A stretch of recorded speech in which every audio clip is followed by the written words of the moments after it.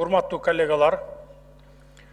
Бүгүн өзүңүздөргө белгилүү болгондой, мен мындан бир 10-15 күндөн мурун 3 октябрда Кумтөр маселесине байланыштуу тынычтык чогулушун өткөзөм деп жарыялагам. Бүгүн тынычтык чогулушу болуп өттү. Эртең менен саат 11-де мен ошол жерде болдум. Ошол жерде болуп, саат 12:30-1-лерде кабинетиме келдим. Түштөн кийин, иш башталгандан бери мен радиону угуп отурамын кабинетимде. Радиодон менин жердештерим Алымбеков, Талант Узакбаев, Максат Сабиров, Курманбек Дыйканбаевтар сүйлөп атат. Кумтөр проблемасын карашыбыз керек, элдин пайдасына чечилиш керек, элдин пайдасына иштеш керек деп атат. Бирок айткан сөздөрү менен кылган иштери туура келиш керек деп мен эсептеймин. Садыр Нуржоевич, жоқ, мен сізге кеңіл уақыт беріп отам.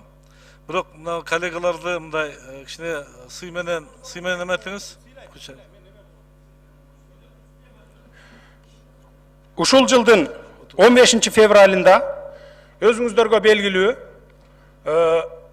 80 депутаттын добушу менен комиссия түздүрүп, мен 4 ай бою ушул Кумтөр алтын кениндеги болуп аткан проблемаларды иликтеп чыктым. 20 июнда отчет менен чыктым, өзүңүздөр билесиздер. 22-синде дагы карадык. 27 июнга добуш берели деп мына бир канча депутаттар, айрыкча көлдүк депутаттар, мына ушул эле Иманкожоева, Жамгырчиева болуп сурандыңар. 27-сине калтыралы добуш берүүнү. Бүгүн добуш бербейли, биз дагы сунуш берип ушу Кумтөргө катышып калалы деп. Макул деп мен 27-сине добушка макул болдук. 27-синде добуш берүү күнүндө каникулдун алдында колдоого ээ болгон жокпуз. Аны эми ар ким депутаттын өзүнүн баягы добуш берүүсүн биз эч убакта сен мындай добуш бердиң же тигиндей добуш бердиң деп буларды сынга ала албайбыз. Ошондуктан ар бири 45 депутат каршы берип, ошондуктан бул маселе өтпөй калды. Эми урматтуу депутаттар, мен таң калам, ушу каршы берген депутаттарга таң калам. Бүгүнкү күнгө чейин 15 жылдан бери карай 260 тонна алтынды Кумтөрдөн ташып кетип, бизге 1 тонна 400 килограмм алтын калтырыптыр. Мына кыргыз элинин пайдасы депчи. Ушуга кантип чыдап отурасыңар? Кантип ушуган дитиңер барып добуш берип атасыңар?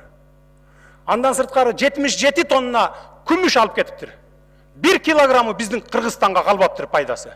Кайсы бетиңер менен ушуга добуш берип атасыңар? 1 килограммы калбаптыр. 2000. Эми мындай да урматтуу депутаттар, чындыгында ачуу болот. Угуп туруңар. Уккула. Урматтуу депутаттар, танапес саат 4-тен 15 мүнөт өткөнгө чейин танап. 3-үчү микрофон. Урматтуу төрага, процедура боюнча менин толук акым бар 2 мүнөт сүйлөгөнгө. Андан сырткары 15 мүнөт лидер фракция катары мен толук укугум бар. Менин башымды кесип коюшуңар мүмкүн, но бирок тилимди кесе албайсыңар. Бул менин мыйзамдуу укугум. Укук. Эгерде оскорбление болбосо. Жок, оскорбление болбойт. Менин коллегаларым айтып атпайбы, Иманкожоева менен Жамгырчиева. Анан кийин укук жөнүндө берилбейт. Эгерде экспертизага баргысы келсе, мен азыр даярмын. Мени кара пиар кылып, не только Иманкожоева менен тиги Жамгырчиева чыгарган жок. Бүтүндөй бийлик бутактары, бүтүндөй массалык маалымат каражаттар чыгарды. Жүргүлө, мен азыр барганга даярмын. Бул бир. Экинчиден, Ирина Карамушкинага эгерде кыргыз мамлекетинин тагдыры баары бир болсо, мага баары бир эмес. Мен эртеңки кыргыз мамлекетинин келечегин ойлонуп атам.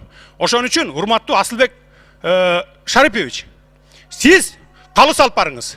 Менин мыйзамдуу укугумду эч кимдин тебелегенге, президенттин дагы, премьер-министрдин дагы, спикердин дагы эч кандай акысы жок. Бул менин мыйзамдуу укугум. 2 мүнөт процедура менен сүйлөгөнгө акым бар.